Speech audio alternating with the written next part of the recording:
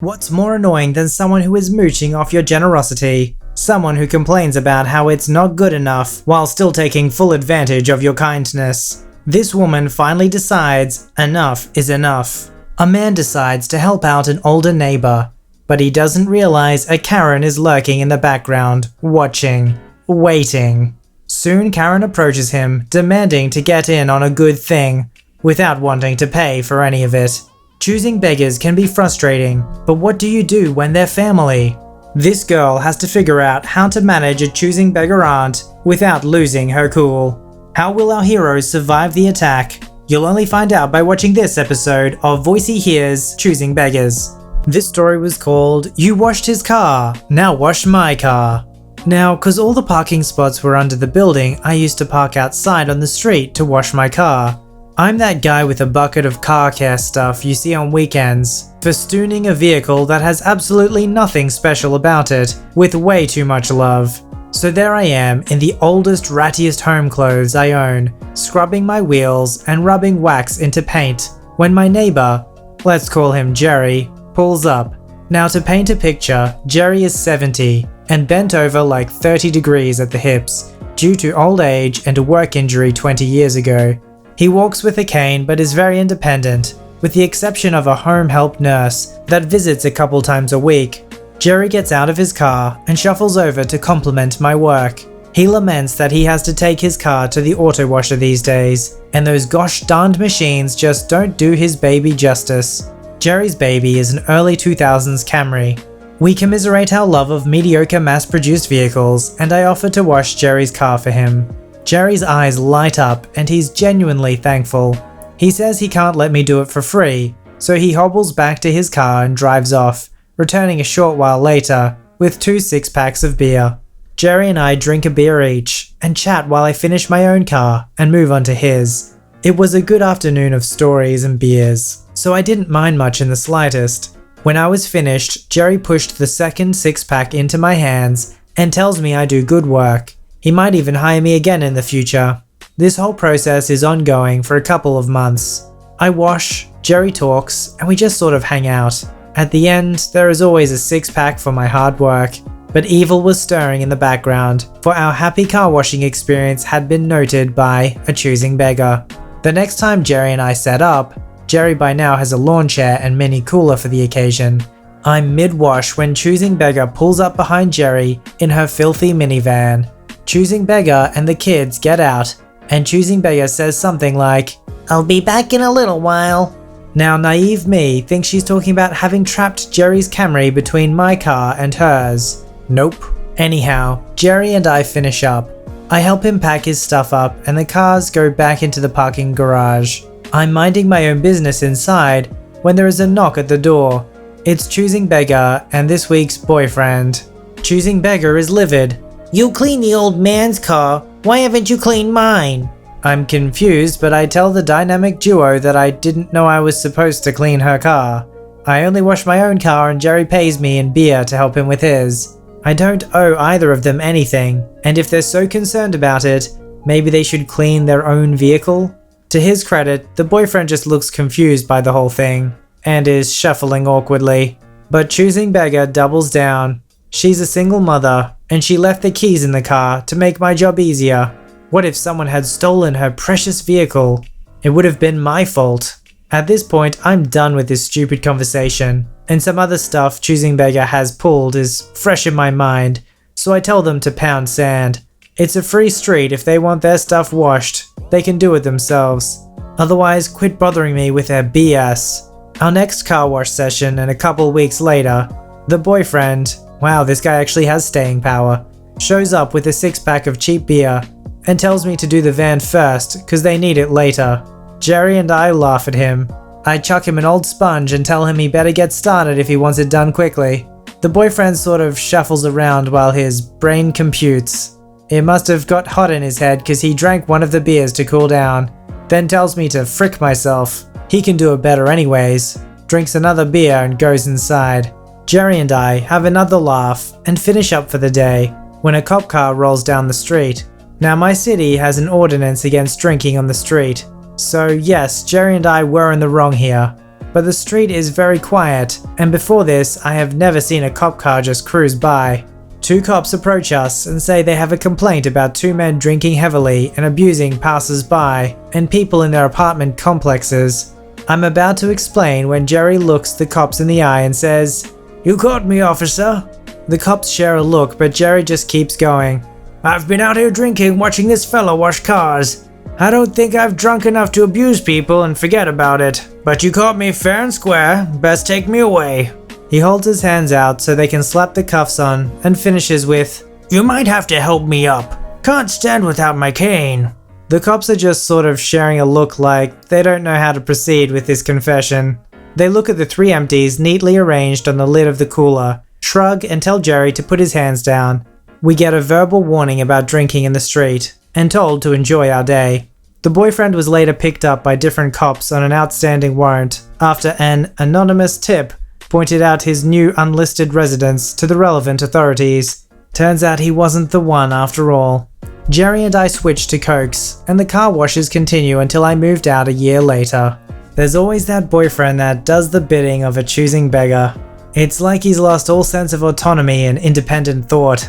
The frustrating thing is you can't reason with people like that. They've got their loyalties and they'll defend it, no matter how ridiculous the requests of their choosing beggar girlfriend are. This fan-submitted story was called "Aunt Demands She Lives in My New House, Rent-Free." Okay, so a bit of backstory. My family is, for a lack of a better term, well off. We own a few local pubs, we have very good jobs, etc. All aside from one of my aunt, the choosing beggar. She had chosen not to go for extra education because she was convinced that she would still have everything paid for her. Let's just say that didn't happen. After realizing this, she started to live in place to place with my family. Now to the story. So recently my parents decided to have an extension on the house as well as a pool house at the back of the property.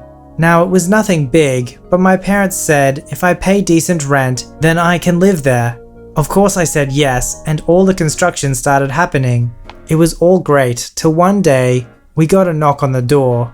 "Oh, hi, sweetheart. I heard you were having construction, and I wanted to talk to your parents about it." I moved aside and let her into our kitchen. "Oh, hi CB, how are you?"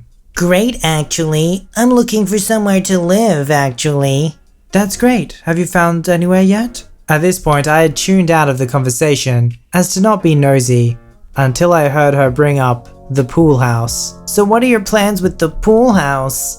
"Well, I have plans to move in. I'll pay rent, it'll be a good experience for me, and it'll give me the privacy I need to study for my exams."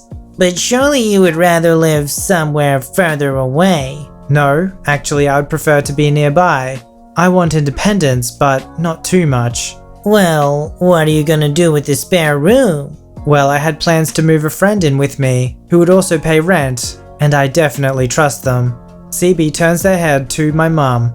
"Don't you think it's a bit pathetic to let her live in your pool house? I mean, she could do with her own place that she pays full price for."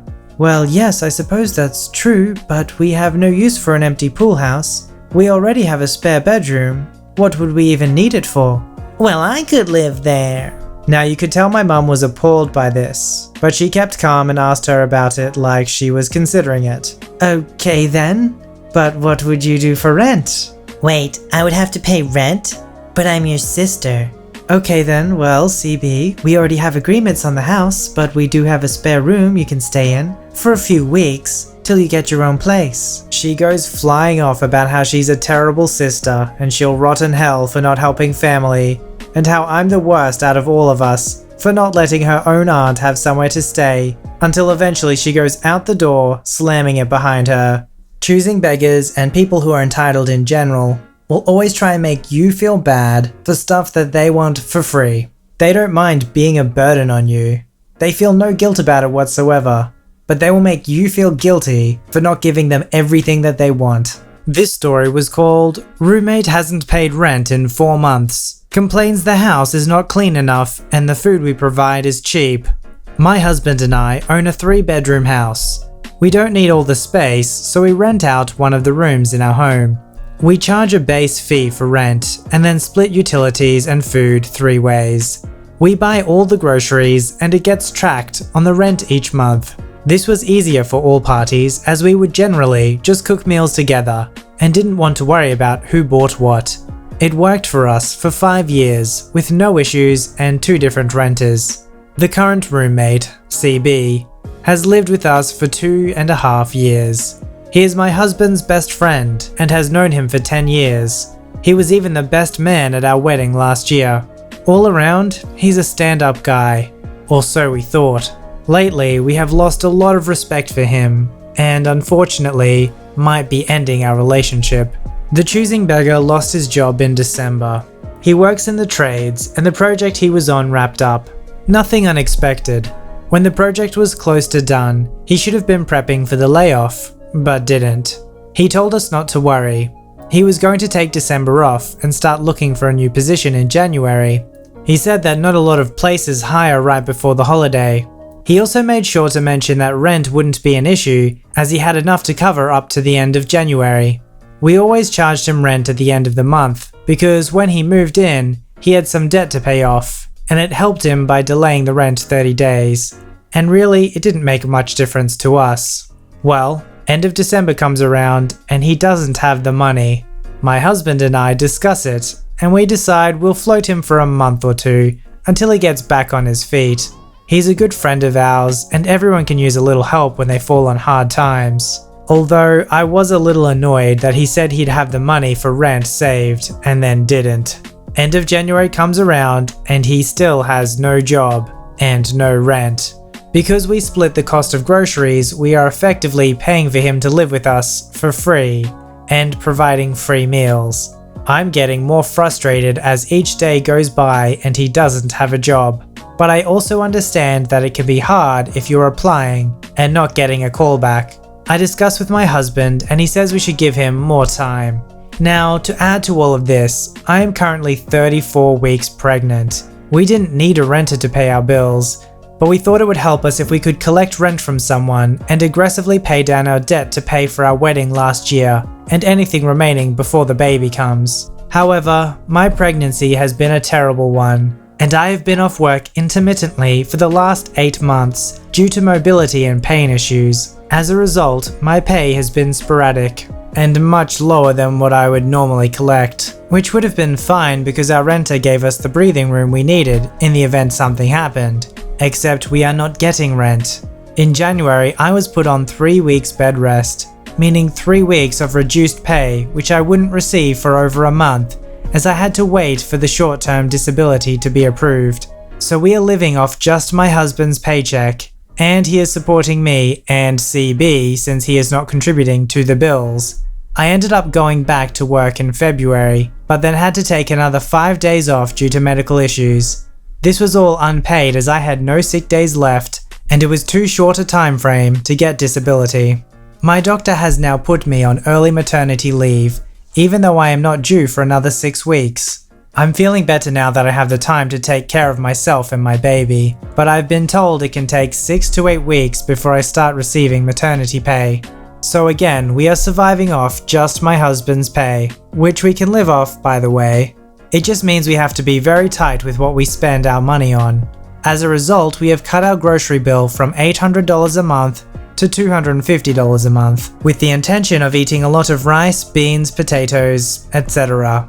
And we get some meat from my uncle's farm for free whenever he is in town. Back to the choosing beggar. In February, I started calling around to family to see if they knew of anyone hiring. My aunt actually knew of 2 positions open that CB could apply for. Once with her company, which she said was a guaranteed hire as long as he mentioned her name, and one with my cousin's employer, who would guarantee an interview since it was a referral. I gave both to the choosing beggar, with hopes he would start working. He didn't end up applying to either of them. We had a few friends over at the beginning of March, and choosing beggar was talking to them, and they were discussing his unemployment. He mentioned that it was hard on him because he had applied to 20 places and only got 2 callbacks. I hear this and all I can think of is, you have only applied to 20 places and you have been out of work since December? Last week was the last straw for me. On Tuesday, he asked me what we wanted to have for dinner. I said I would like fried rice. It's cheap, quick, and easy to make. He then starts making comments about how he is tired of eating rice. I offer potatoes and frozen vegetables. He said it was too bland. This went on for a few minutes until I end the conversation, saying we cannot afford anything better, so he can pick one of my suggestions or get his own food. My mobility issues from my pregnancy are so bad I can't clean the house. I can't even get dressed in the morning without my husband's help because I can't bend over, and I also can't lift my legs. I also have developed severe carpal tunnel in both my hands, so I have trouble gripping things. Pregnancy is so great, guys. So my husband has been doing his best to keep the house clean, most notably the kitchen. Since CB is home all day, he makes a fair amount of dishes that get left around. Originally, we had the arrangement that he would cook dinner and we would clean the kitchen. But now that he's not working, it piles up a lot faster than my husband can keep up with. So there are days we have no clean dishes or there is no counter space to cook on. Last week, Choosing Beggar made a comment to me while I was in the kitchen and he was annoyed we never had clean dishes anymore, but he didn't make any offer to clean the dishes. Instead, he pulled out a paper plate that we use for barbecues and used that instead. Later that day, when he went to cook something for dinner, he then made a comment that there was no room to cook since the kitchen was such a mess. Again, instead of cleaning it, he moved the dirty dishes off the stove and onto the table and then proceeded to cook. He had a job interview last week. I asked him how it went after he got home, and he said, "It went well. I liked the place enough and I might even take the job if they offered me minimum wage." And the first thought through my mind was, have you been turning down jobs that are only offering minimum wage? Our minimum wage is $15 an hour. All throughout this, my husband and I have offered to pay his phone bill. He can't get an interview without a phone. We have had to buy a battery for his truck when his died so he could go on an interview. And we've lent him our car for interviews when he ran out of gas in his vehicle. I am livid at how this turned out. We thought we were being good people by helping out a friend who was down on his luck, and all he does is sit at home all day and make comments about how we are not providing enough. My husband and I are going to be serving him with an official eviction notice at the end of the month. We didn't want to because we know he has nowhere to go, no family to move in with and no money to go anywhere else. Just sucks because he was a good friend for a long time, and I don't think the friendship can recover from this. Communal sharing of any sort just sucks. I know that they were happy at first to do the whole, they'll all buy the groceries together and make dinner together, and if that works for them, that's fine. But for me, I like things to be fair. I'll buy the things that I want, you buy the things that you want. I hate when I'm going on holidays with people and everyone's like, let's make it simple, we'll just do one big shop together and then we'll split the bill however many ways. Except everyone wants to buy the things that they want, and of course because the bill's gonna be split evenly, they don't really care about how much it costs. The people who suggest to do shopping this way are always the ones who want to spend the most and make you pay for it. It's in human nature to do as little work as possible and get as much reward as you can. So unfortunately, this housemate was completely incentivized to do zero work and live for free at others' expense. Why do you think people get so upset with politics when you say you don't like a particular politician? Because that politician's promising them free stuff by stealing it from you. And yet somehow you are the selfish one for wanting to keep your own stuff. If you'd like your story to be narrated by me, don't forget to visit the subreddit r/VoiceyHere, link below. Don't forget to like this video and subscribe if you'd like to see more. Alright, I'll see you in the next one.